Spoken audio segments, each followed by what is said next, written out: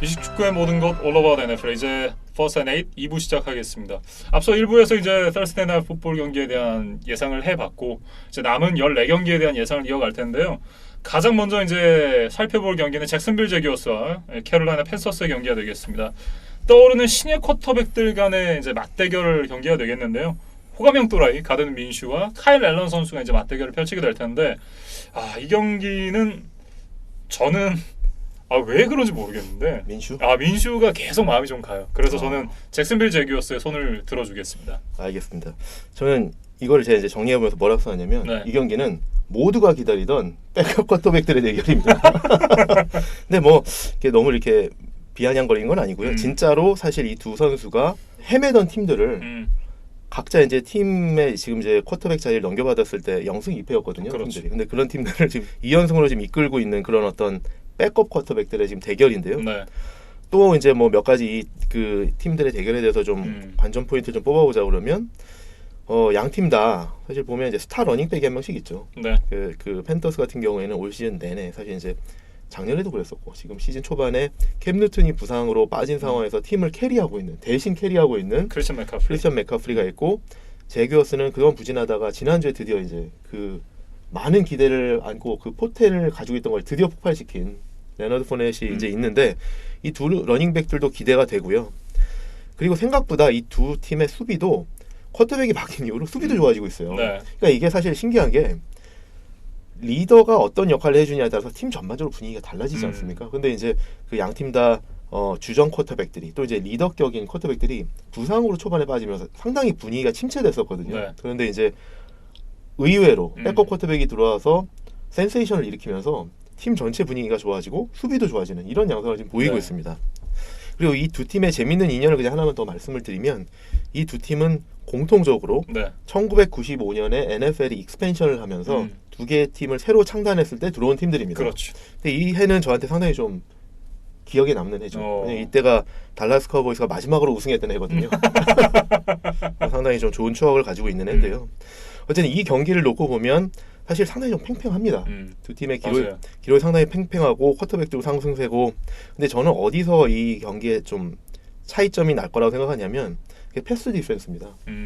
제규어스는 패스 디펜스가 상대적으로 이렇게 좋지 않고 팬터스는 지금 패스 디펜스가 리그 전체 1위입니다. 그렇기 때문에 저는 이 팬터스의 리그 전체 1위 패스 디펜스가 드디어 이제 민슈 매직을 좀 슬로우 다운 하지 않을까. 반면에 카일 앨런은 상대적으로 약한 그 제규어스 디펜스를 전에 이제 경기에서도 보여준 것처럼 다양한 리시버들을 통해서 좀 공격을 좀 분산시키면서 상대적으로 좀 더 효율적으로 하지 않을까 싶어서 그리고 홈이기도 하고요. 그래서 저는 팬터스의 승리를 예상해 봅니다. 그러니까 저는 사실 러닝백들의 활약도에 따라서 이 경기의 승패가 좌우되지 않을까 이런 생각을 좀 하고 있는데 이번 시즌 뭐 한 경기에서는 약간 부진했지만 크리스천 맥카프리 선수가 조금 더 이제 꾸준한 활약을 이어온 반면에 포넷 선수가 지난주 반짝하는 활약을 했긴 했지만 그 전까지는 이렇다 할 모습을 보여주지 못했거든요. 결국은 이 두 선수가 이 러싱에서 결국 러싱을 많이 가져가면 상대가 그만큼 이제 공격을 하는 시간이 줄어드니까 좀 그런 측면에서 러싱 공격, 이 러닝백들의 역할이 얼마나 중요한가라는 이제 굉장히 중요할 것이다. 뭐 이런 말씀을 드려야 될 것 같고. 그래서 누구 승리를 제규어스? 제규어스죠. 민슈. 민슈에 너무 빠지신 것 같아요. 근데 진짜 매력 있는 것 같아요. 알겠습니다. 그리고 이제 그 다음 경기 뉴잉글랜드 페이트리어츠와 워싱턴 레드스킨스의 경기인데요. 4전 전패팀과 4승 무패팀. 뭐 굳이 뭐 고민할 필요가 없을 것 같습니다. 제가 사실 이걸 보면서 좀 하고 싶은 말이 있는데요. 진짜 정말 너무한 거 아니냐. 페이트리어스가 지난주에는 버플로 빌스 상대로 살짝 어려운 경기를 하긴 했어요. 그렇지만 지금 이제 초반에 피츠버그, 마이애미, 뉴욕 제츠 그리고 이제 버펄로를 상대로 하면서 4승 무패를 하고 있거든요. 근데 이제 그 다음 상대가 누구냐? 0승 4패인 워싱턴 레드스킨스입니다. 그리고 그 다음 주 상대는 또 혹시 누군지 아세요? 뉴욕 자이언츠입니다. 그 다음 주 상대는 누군지 아세요? 뉴욕 제츠입니다. 이게 너무한 거 아닙니까?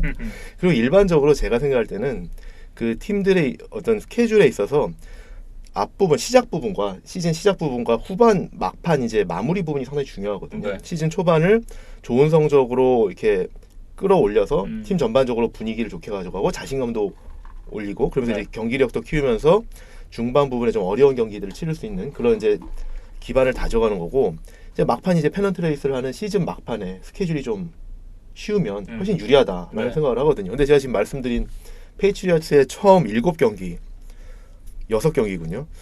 뭐 그보다 더 좋을 수 있을까요? 근데 그게 끝이 아닙니다. 페이트리어츠의 시즌 마지막 3경기가 누구랑 하는지 아십니까? 신시내티, 네. 버펄로, 마이애미입니다. 예. 너무하지 않습니까? 뭐 어쨌든 마이애미 경기에서는 톰 브레이디 선수가 선발로 안 나오지 않을까. 질 것 같으세요? 네? 그 제러스 디든 아니 그러니까 뭐 톰 브레이디 안 나오면 질 것 같으세요? 아니요. 어쨌든 페이트리어츠가 지난주에 사실 버플로한테 살짝 놀랬습니다. 그렇죠? 수비가 너무 강해서 그렇죠. 사실 깜짝 놀랐는데 그거는 이제 버플로가 수비가 강했던 때문에 그런 건데 그리고 약간 그 제가 경기 보는 내내 생각했던 게 날씨 굉장히 좀 더워 보였거든요. 햇빛이 되게 내려쬐고 온도가 얼마나 되는지 잘 모르겠지만 그 약간 톰 브레이디 선수가 경기 시작부터 약간 그 살살 녹는다 이런 느낌 있잖아요. 녹아내린다. 근데 사실 톰 브레이디는 캘리포니아 출신이거든요. 네. 좀 이상하네요. 그 더울 때 못 하잖아요, 근데 캘리포니아 출신인데 네. 왜 그럴까요? 이게 사람이 기질적으로 맞는 땅이 있어요. 네. 근데 이제 어쨌든 본인이 뉴 잉글랜드 지역이 잘 맞는 거죠. 그 동부 쪽이 네. 추운 날씨가. 근데 어쨌든 이제 지난주에 버펄로의 강한 수비에 좀 놀랬었는데 이번 주에 상대하는 레드스킨스는 게임당 실점 전체 꼴찌에서 2등. 그다음에 게임당 허용 야드가 26위. 그렇기 때문에 뭐 공격도 뭐 특별히 이렇게 위협이 될 것 같지도 않고 네. 그래서 크게 페이트리어츠한테 뭐 위협이 될 것 같지는 않아서 저도 뭐 페이트리어츠의 승리를 예상해 봅니다. 네. 이 경기는 업셋도 쉽지 않을 것 같아요. 제 생각에. 이런 경기를 업셋을 뽑아야지 뭐 하나 건질 수 있을 텐데 네, 그렇죠. 쉽지 않죠. 네. 이런 거 업셋 보기 쉽지 않죠. 어림도 없죠. 딱 벌어집니다. 경기차. 오늘 너무 또 이렇게 또 사랑하는 마음을 또 이렇게 옷으로 표현을 하셨는데 네. 하여튼 뭐 부럽습니다. 왜냐면 이제 계절이 바뀌니까 한 번은 더 입고 이 옷을 이제 넣어야 될 것 같아가지고 뭐 속에 입으시면 되는데요. 또 가을에는 가을에 맞는 이거 위에 자켓 하나 입으면 아닙니다. 알겠습니다. 네. 그래서 지금 가을을 맞이할 아이템이 미국에서 오고 있어요. 그래요? 네. 뭐 이렇게 뭐 기대하셔도 좋습니다. 후디. 네. 뭐 저지는 뭐 일단 뭐 기대하셔도 좋을 것 같습니다. 네. 언제쯤 때 선보이실 건가요? 도착하는 대로 네, 제가 미리 좀 알려주십시오. 저도 그럼 또 맞춰서 입고 오게. 알겠습니다. 네. 아무튼 이제 패트리어츠의 승리를 예상을 해봤고 앞서 이제 빌스가 지난주에 좋은 수비를 보여주셨다라는 말씀을 해주셨는데 빌스와 타이탄스의 경기는 저는 빌스가 승리하지 않을까. 일단 지난주에 보여줬던 이 빌스의 수비, 특히나 이 세컨더리가 굉장히 좀 강하다는 느낌을 줬고 지난주에 마리오타가 그날이었잖아요. 이게 2주 연속 가긴 힘들 것이다. 그리고 이 강력한 세컨더리가 마리오타를 상대로 2개 내지는 3개 인터셉션을 뽑아낼 수 있지 않을까. 저는 이런 생각을 좀 해봤습니다. 그래서 이제 타이탄스의 승리가 아니라 이제 빌스의 승리. 빌스, 네. 알겠습니다. 일단 저는 이제 승패 예측에 앞서서 이 경기에서 이제 좀 재밌는 스토리를 좀 말씀드리고 싶어요. 네. 근데 이제 여기서 그래서 좀 약간 옛날 얘기 하시려고. 네. 아니, 왜냐면 저는 이런 거를 말씀드리는 게 너무 재밌어요. 네. 그래서 우리 팬분들도 이런 걸 좀 좋아하시면 좋겠는데 이 두 팀의 얽힌 스토리들이 좀 있습니다. 그래서 그걸 좀 말씀드리고 싶습니다. 네. 일단 이 버펄로 빌스와 테너시 타이탄스 이 두 팀은 NFL 역사상 길이 남을 2개의 경기를 치러낸 그런 추억이 있는 팀들입니다. 네. 그래서 사실 이제 그 두 경기의 이제 리매치 성격인 경기인데 일단 첫 번째 게 1999년 시즌 와일드 카드, 그러니까 플레이오프 경기에서 이 두 팀이 붙었었는데 이 경기는 일명 아마 들어보셨을 수도 있는데 뮤직시티 미라클이라고 불립니다. 그래서 이게 무슨 말이냐면 뮤직시티는 이제 테네시가 그 내시빌에 있으니까 거기가 이제 그 뮤직시티다. 네. 그래서 이제 뮤직시티고 거기 이제 기적적인 플레이가 일어나서 이제 막판에 끝났기 때문에 이제 뮤직시티 미러클이라고 일명 그렇게 불리는 경기인데 이 내용을 좀 말씀드리면 경기 종료 직전에 버펄로 빌스가 1점을 앞선 상황이었습니다. 16대 15로 1점 앞선 상황에서 킥오프를 했습니다. 네. 근데 이제 그 킥오프를 받은 이제 타이탄스가 시간이 별로 없으니까 킥오프 리턴을 해서 바로 그냥 득점을 해야 되는 상황입니다. 시간이 별로 없으니까. 네. 그래서 이제 공을 잡은 이제 타이덴드 프랭크 와이책 선수가 타이덴드가 공을 잡으면 사실 이게 뛰긴 힘들죠. 그렇죠. 그러니까 그 공을 레터럴로 네. 와이드 리시버인 케빈 다이슨에게 공을 던졌습니다. 그 레터럴 네. 옆이나 이제 뒤로. 그렇죠. 근데 이게 그 케빈 다이슨이 공을 받고 75야드를 질주해서 터치다운을 만들어냈거든요. 그래서 이제 역전승을 한 거죠. 네. 그래서 이제 막판에 그 버저 비터성 이런 킥오프 리턴으로 역전승을 했는데 그래서 이제 미라클이라고 불리는 거죠. 그렇죠. 근데 또 리플레이 리뷰를 해봐야죠. 근데 이제 리뷰는 뭐냐면 이게 진짜 레터럴이 맞았느냐. 왜냐면 이게 경기 화면으로 봤을 때 실시간으로 봤을 때 이게 약간 포워드 패스 같았거든요. 근데 이제 그럼 이게 일리걸 포워드 패스가 되는 거거든요. 그렇죠. 그래서 이제 일리걸 포워드 패스가 되면 득점이 무효화되고 네. 비스가 이기는 상황이죠. 물론 이제 리플레이를 할 수도 있겠지만 근데 이제 그거를 이제 리플레이를 한 결과 정말 판정을 번복하기가 좀 애매한. 근데 저는 사실 육안으로 봤을 때는 약간 앞으로 간 것 같았거든요. 근데 이제 선수가 서 있던 던진 선수가 서 있던 지점에서 공이 약간 앞으로 간 것 같긴 했는데 그게 약간 선수가 앞으로 나가면서 던진 모멘텀이 실려서 네. 이게 어떻게 보면은 조금 앞으로 간 것 같기도 하고 이게 그 던진 라인 그대로 간 것 같기도 하고 되게 애매했어요. 그래서 버플로 팬들은 정말 너무 이렇게 막 분노했을 거고 타이탄스 팬들은 이게 정말 기적 같은 승리였죠. 그래서 이제 말씀드렸던 것처럼 케빈 다이슨의 75야드 터치다운이 유지가 돼서 이게 터치다운이 되면서 타이탄스가 이기고 올라갔거든요. 네. 그래서 이제 풋볼을 게임 오브 인치스라는 표현을 많이 쓰는데 정말 이제 한 끗 차이다. 정말 네. 이제 아슬아슬한 승부다. 그래서 이제 뭐 몇 인치로도 승부가 갈린다는 이런 표현이잖아요. 게임 오브 인치스. 그래서 이런 게임 오브 인치스를 통해서 타이탄스가 이기고 올라갔죠. 근데 이제 이렇게 이기고 타이탄스가 승승장구해서 결국 슈퍼볼까지 갔었거든요. 네. 근데 슈퍼볼에서 그 당시에 이제 누구랑 붙었었냐면 세인트루이스 램스랑 붙어서 그 강력한 램스와 이제 접전을 펼치다가 결국 한 타치다운, 그러니까 원 포지션 게임으로 졌는데 마지막에 타이탄스가 공을 잡고 공격을 하다가 그 경기 종료와 동시에 공을 가지고 뛰다가 1야드 앞에서 터치다운 1야드 앞에서 태클이 돼가지고 경기가 거기서 끝났거든요. 그러니까 진짜 7점 차이로 패했다고 볼 수 있지만 1야드 차이로 패했거든요. 근데 그때 1야드 앞에서 태클 당한 선수가 터치다운을 그 버펄로와에게 했던 케빈 다이슨이거든요. 그러니까 사실 어떻게 보면 그 정의는 살아있다. 뭐 버펄로 팬들 그게 생각할 수 있고요. 네. 딱 케빈 다이슨이 그러니까. 그리고 또 게임 오브 인치스라고 했는데 거기도 진짜 1야드 차이로. 그렇게 해서 어쨌든 타이탄스가 버펄로를 이기고 올라와서 그렇게 아쉽게 졌었다. 네. 그런 인연이 하나가 있고 또 하나는 그거 말고 대결이 또 하나가 있습니다. 근데 그게 뭐냐면 이건 이제 반대입니다. 1992년에 AFC 플레이오프에서 그때는 이제 테네시 타이탄스가 휴스턴 오일러스일 때거든요. 오일러스가 버펄로에게 3쿼터까지 35대 3으로 앞섰었어요. 그런데 버펄로가 35대 35 동점을 만들고 연장전 가서 38대 35로 역전승을 했어요. 플레이오프에서. 그래서 이 경기가 NFL 역사상 최다 점수차 역전승 기록으로 아직도 남아있습니다. 그래서 김민준 아나운서가 정말 눈물 흘리고 봤었을 그 페이트리어스가 슈퍼볼에서 28대 3에서 역전승한 그거보다 점수가 더 난 거죠. 네. 그거를 극복을 했었는데 재미있는 거는 이 경기를 할 때 이제 경기가 35대 3으로 3쿼터에 벌어졌을 때 상당수의 관중들이 이미 다 집에 갔어요. 다 이미 나가잖아요, 맞죠? 그렇죠. 근데 그 경기를 터졌다 이제, 게임. 그렇죠. 네. 근데 이제 그 사람들이 가다가 라디오를 들으면서 가다가 버펄로가 미친 듯이 추격하는 걸 듣고 다시 돌아와서 그래서 그 재입장 시켜달라. 원래는 안 되는데. 네. 그래서 그거를 팀에서 워낙 특수한 상황이니까 재입장을 시켜줬다고 그래요. 그래서 이 경기장 수용 인원이 7만 명인데 네. 버펄로에선 이 말을 합니다. 이날 14만 명의 관중이 그래서 어째 나갔다 다시 들어왔으니까. 네. 근데 이제 그럴 만도 한 게 사실 뭐 35대 3을 어떻게 이깁니까? 그렇죠. 근데 이제 그거를 그러니까 논리적으로 얘기했을 그렇죠. 때 말이 안 되죠. 3쿼터인데 네. 그거를 이제 두 쿼터도 남지 않은 상황에서 32점을 극복한다라는 건 네. 거의 불가능한 거잖아요. 그렇죠. 근데 진짜 그거를 뒤집어서 우승을 했더라는 거죠.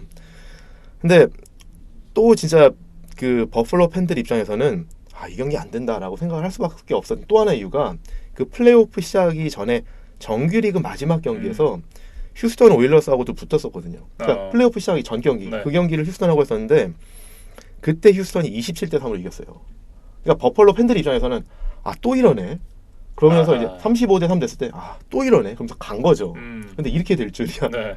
근데 어쨌든 그래서 이제 버펄로가 대역전극을 진짜 역사에 남을 대역전극을 했는데 그때 또 재밌는 거 하나는 그때 역전승을 이끌었던 버플로 빌스 쿼터백이 지금 콜츠 감독인 프랭크 라이크. 그때 쿼터백이 이제 프랭크 라이크인데 이 프랭크 라이크가 당시 선수가 이 기록을 대학 때도 기록을 가지고 있습니다. 대학교 때도 그 대학 풋볼 역사상 그 당시까지도 역대 최다 점수차 역전승을 이뤄냈던 주인공이에요. 그때는 이제 메릴랜드 대학의 쿼터백이었는데 당시 이제 대학 풋볼의 최강자였던 마이애미 대학에게 전반전에 31대 0으로 졌었는데 42대 40으로 역전승을 했다는 거예요. 그리고 프로에 와서는 또 이제 NFL 역사상 최고의 역전승을 플레이오프에서 만들어내고. 네. 그랬더니 이렇게 대단한 기록을 만들었는데 근데 휴스턴 팬들 입장에서 또 얼마나 또 아쉬웠었겠습니까? 그런데 또 정의는 또 살아 있어서 버펄로가 그렇게 또 이기고 승승장구해서 슈퍼볼에 갔는데 거기서 이제 달라스 카우보이스에게 52대 17로 대패를 했습니다. 달라스가 우승했던 얘기를 하고 싶으셨던 아니요. 달라스가 정의 농담이고요. 근데 어쨌든 그러니까 이 두 팀이 한 번씩 이렇게 주고받았다. 그리고 그게 진짜 NFL 역사상 남을 두 경기다. 그렇죠. 특히나 이 뮤직시티 미라클 같은 경우는 그렇죠. 그 NFL에서 손꼽는 이 올 시즌 이제 100번째 시즌이기 그렇죠, 때문에 그렇죠. 그 탑 100 플레이라 그래가지고 이제 올 그렇죠. 시즌에 그렇죠. 선정을 했는데 거기서도 상당히 높은 순위에 꼽힐 만큼 이제 아주 이 기록적인 그런 그렇죠. 플레이였습니다. 그러면서 좀 논란이 있는 네. 그런 경기였습니다. 근데 어쨌든 이 두 팀이 그런 인연이 있다. 그래서 한 번씩 이렇게 역대급 경기를 좀 주고받았다라는 네. 게 있고요. 제 기억이 맞으면 탑 10 플레이 안에 들어갔던 것 같아요. 아 그런가요? 네, 뮤직시티 미라클. 근데 어쨌든 되게 인상적인 플레이였습니다. 그렇죠. 네. 이 이제 다음 주 경기만 좀 보자 그러면 이 두 팀의 모습이 저는 상당히 좀 비슷해 보입니다. 근데 무슨 말이냐면 두 팀 다 지금 수비가 되게 좋고요. 네. 특히 버펄로 같은 경우에는 뉴잉글랜드에 이어서 지금 리그 전체에서 봤을 때 수비가 게임당 야드 허용이 2위입니다. 그리고 실점은 게임당 실점이 지금 5위입니다. 타이탄스는 4위입니다. 네. 그러니까 이 두 팀 다 지금 탑5 디펜스를 가지고 있는 팀들이죠. 상당히 이제 수비력이 좋은 팀들이다. 상대적으로. 네. 근데 두 팀의 공격은 특히 쿼터백들은 좀 기복이 심하고 평범하다라는 게 있고. 네. 근데 어쨌든 이제 이날 경기에서는 아마 이제 버펄로는 주전 쿼터백 자시 앨런이 부상으로 못 나올 것 같아요. 그래서 이제 후보 맥 바클리 선수가 나올 것 같은데 네. 바클리도 뭐 이렇게 크게 다를 것 같지는 않고요. 또 하나의 공통점은 이 두 팀 다 좋은 러닝백을 가지고 있다. 네. 그래서 이제 일부에서 말씀드렸던 것처럼 버펄로는 이제 기록을 써가는 사나이 프랭크 고어가 있고 테네시에는 이제 데릭 헨리라는 이제 그렇죠. 강력한 해머가 있다는 거죠. 최근 이제 NFL에서 파워백을 손꼽으라 그러면 헨리 선수가 거의 탑이지 않을까. 지금은 네. 뭐 사실 손에 꼽을 수 있죠. 네. 근데 저는 이제 데릭 헨리가 뭐 좋은 선수라고 생각을 하는데 이런 좀 되게 거구잖아요. 네. 이런 파워백 특히 이제 뭐 그 마션 린치나 이런 선수들과 달리 등치가 상당히 이 선수는 키도 크고 헨리는 네. 키도 크고 등치도 커서 이 헨리의 유일한 단점이라고 그러면 그 가속도가 붙는데 좀 오래 걸려요. 그러니까 이제 그 헨리한테 그 핸드오프 할 때 보면은 일반적으로 다른 러닝백이 쿼터백 뒤에서 서 있는 거리보다 좀 더 뒤에 있어요. 좀 더 뒤에 있죠, 맞아요. 그러니까 그게 가속도 붙는데 시간이 오래 걸리기 때문에 그렇거든요. 근데 그러니까 뭐 조금 이게 거리가 짧아지면 네. 가속이 붙기 전에 백필드에서 잡히거든요. 그렇죠. 그러니까 멀리서 달려나와서 가속도를 붙여서 나간다 그러면 그런 거구의 선수가 가속도가 붙어서 오면 수비수들이 맞기 힘들죠. 그리고 저도 굉장히 좀 무거워 봐서 하는데 가속도가 붙잖아요. 그러면 본인도 주체를 못해요. 네, 주체를 못할 정도로 빨라져요. 네. 그러니까 아마 수비수들도 더 맞기 힘들겠죠. 그러니까 이제 그래서 데릭 헨리가 백필드에서 태클 당하는데 태클 폴 로스가 많은데 그거를 좀 방지하기 위해서 조금 더 뒤에서 이제 공을 받는다. 네. 근데 그런 부분도 사실은 좀 위험하죠. 왜냐하면 이제 이 공격은 전진을 해야 되는데 이렇게 더 뒤에서 후퇴해서 하니까 그렇죠. 그런 부분이 좀 아쉽긴 한데 근데 어쨌든 지금 요즘에 헨리를 보면 상당히 발전을 많이 했고 네.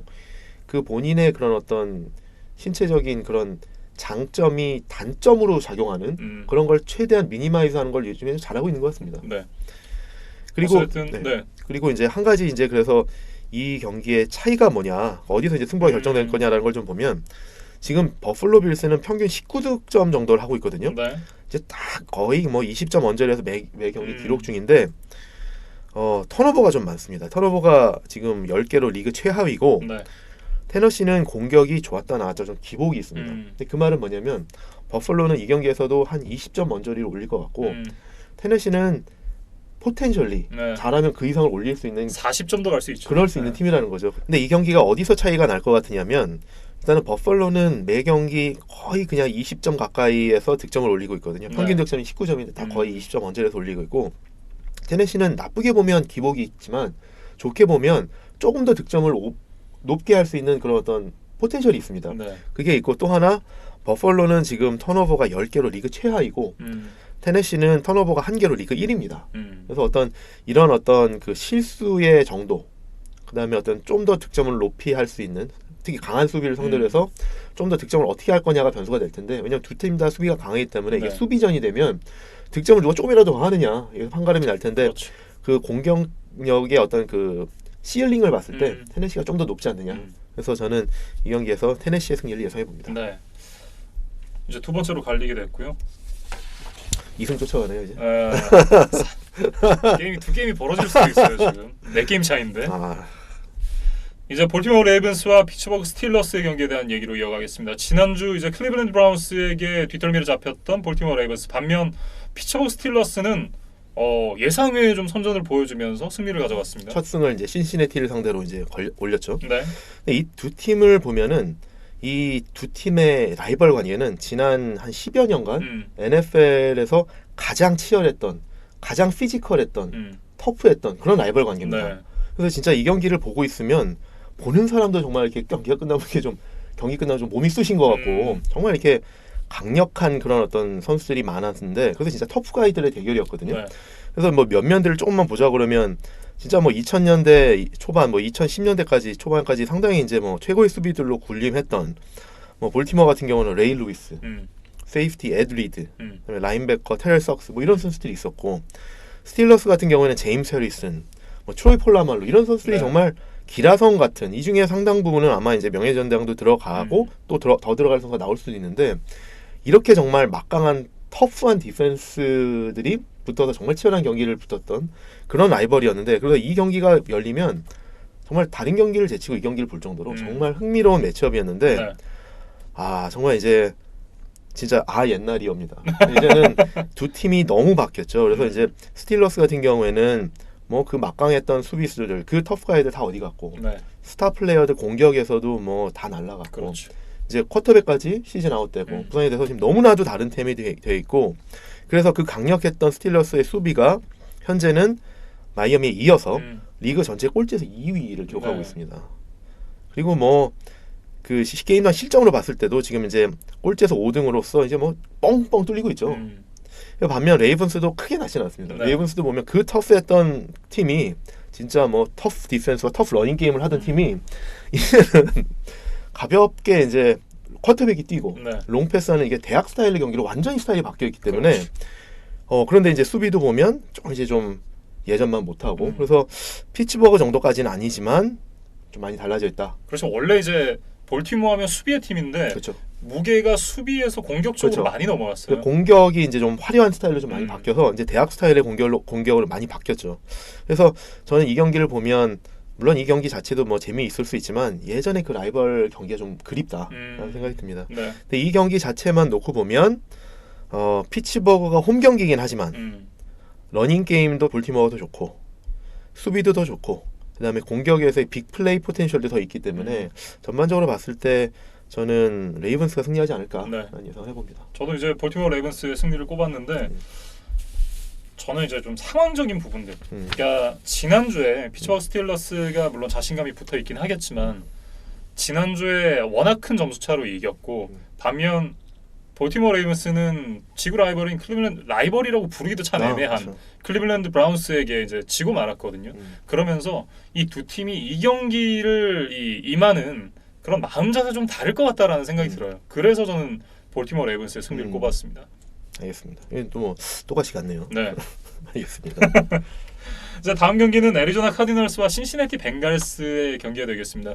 참 이 2주까지 참 어려운 상대들만 만났던 애리조나였거든요. 1주차에 라이온스, 그리고 이제 라이온스도 뚜껑을 열어보니까 어쨌든 이제 생각보다 강한 팀이었고, 2주차에 레이븐스, 3주차에 칼 멜런이 선발로 나왔던 펜서스, 뭐 현재까지 이제 연승 달리고 있고, 그다음에 시애틀. 네, 그리고 이제 시애틀도 만났고, 그러면서 이제 4주차까지는 현재까지 봤을 때 나름 까다롭고 어려운 상대들을 만났다라는 생각이 좀 들어요. 그렇죠. 네, 그러면서 이제 만나게 되는 벵갈스는 그나마 좀 해볼 만한 상대지 않나. 그렇죠. 이제 두 팀 다 지금 뭐 승리가 없는 팀들이기 때문에 둘 다 이제 시즌 첫 승을 노리는 팀들 간의 대결입니다. 그리고 재미있는 거는 이 두 팀 다 신임 감독들이 맡은 팀들이기 때문에 감독들도 이제 첫 승을 노리는 그런 팀들의 대결이 되는 거죠. 그렇죠. 근데 이제 우리 김민준 아나운서가 항상 이제 제한카를 외치시기 네. 때문에 저도 이제 카디널스가 좀 승리하면 어떨까라는 네. 생각을 이제 계속 좀 뽑아보고는 있는데, 그리고 이제 카디널스가 언제 드디어 이제 첫 승을 거둘까 이런 좀 우려 반 기대 그렇죠. 반 뭐 이렇긴 한데, 마침 이번 상대가 한번 이겨볼 만한 상대가 왔다. 드디어 이제 왔구나라는 생각을 하는데, 그래서 아마 이제 많은 한국 팬분들께서 이제 그런 기대를 하실 거예요. 배신자십니까 설마? 아니요. 약간 지금 밑밥을 까는 느낌이 그게 아니고요. 배신자의 냄새가 나는데. 들어보시죠. 근데 저는 이런 말씀을 좀 드려보고 싶었어요. 그러니까 우리가 항상 월드컵 때 보면 우리가 이제 조추첨할 때 보면 우리가 4개 팀 중에 4번 시드로 항상 들어가기 때문에 그렇죠. 16강 진출을 노릴 때 항상 1승 재물로 저희보다 조금 덜 약한 팀을 상대로 해서 이 팀은 1승 재물이다. 그리고 항상 그 팀을 그래서 타겟으로 하고, 그 팀한테 지면 온갖 비난이 쏟아지지 않습니까? 저 팀도 못 잡았네 이러는데, 사실 객관적으로 상황을 봐야 되는 게 그 팀 입장에서도 보면 우리나라가 1승 재물인 거죠. 그럼요. 그러니까 맞아요. 이게 그런 상황에서 못 이겼다고 비난할 건 아니다. 그 팀도 똑같은 입장에서 1승을 따내려면 우리 팀을 노릴 거다라는 거죠. 근데 그래서 이게 지금 무슨 말씀을 드리려고 그러냐면, 우리 입장에서 이제 카디널스가 이기지 않을까 생각하고, 이것도 못 이기면 저것도 못 이겼냐라고 생각할 수도 있는데, 벵갈스도 그럼요. 카디널스 잘 만났다. 카디널스를 보면서 지금 1승을 노리고 있기 때문에 이거는 저도 저것도 못 이기냐라고 또 말할 그런 건 아니다. 그럼요. 네. 사실 이제 리그 공인 최약체 중에 하나인 카디널스잖아요. 그렇죠. 그래서 이제 이 두 팀의 대결은 어쨌든 기대는 하고 보되, 또 그렇다고 지더라도 너무 실망을 하지 말자. 그런 말씀을 드리고 싶고, 또 잠깐 재미있는 얘기 하나 또 한 거 말씀드리고 싶은 거는, 제가 아까 1부에서도 말씀드렸지만 이 경기를 가장 주목해서 볼 사람 중에 한 명이 누구냐면 마이애미 돌핀스의 오너 스티븐 로스입니다. 대놓고 탱킹을 하고 있는 팀인데, 그리고 더군다나 남들과 달리 나는 진짜 탱킹을 하기 위해서 온갖 내 좋은 자산들, 선수들 다 지금 팔아서 진짜 대놓고 탱킹을 하고 있는데, 내가 꼴찌에서 1등을 못하면 어떡하지? 라는 거 지금 위기감이 있을 거거든요. 왜냐하면 보니까 은근히 라이벌들이 있거든요. 그럼요. 그러니까 많아요 지금. 카디널스, 벵걸스, 레드스킨스 은근히 있거든요. 그래서 지금 전패 팀이 리그의 5팀이에요.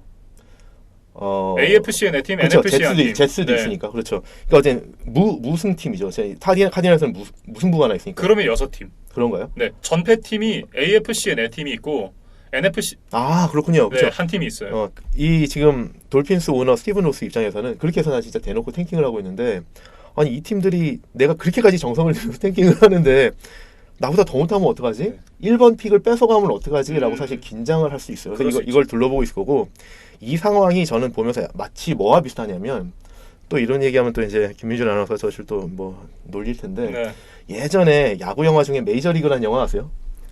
영화 이름이 메이저리그요? 네, 그게 실제로 영화가 클리블랜드 인디언스 야구 얘기예요. 근데 이제 그건 물론 이제 픽션인데, 클리블랜드 인디언스를 모델로 한 거예요. 근데 이제 클리블랜드 인디언스가 이제 당시 워낙 못했던 팀이기 때문에, 근데 내용은 뭐냐면 클리블랜드 인디언스의 구단주가 그 여자가 이제 구단을 물려받았는데, 클리블랜드라는 도시가 너무 싫은 거예요.